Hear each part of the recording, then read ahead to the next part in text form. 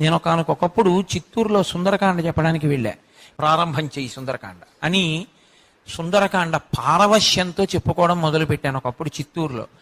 మీరు నమ్మండి నమ్మకపోండి, అక్కడ ఒక యజ్ఞం జరుగుతోంది. ఒక 3 రోజుల తర్వాత యజ్ఞం ప్రారంభమైంది.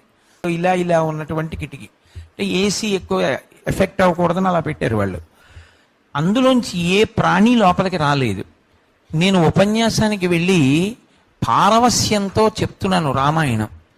చెప్తుండగా అకస్మాత్తుగా స్టోర్స్లోంచి ఏదో మెటీరియల్ కావలసి వచ్చి ఒక ఆర్గనైజర్ ఎవరో 3 రోజుల క్రితం వేసేసిన తాళం, ఆ తాళం తీసి ఆయన అలా ఉండిపోయాడు గది ముందు.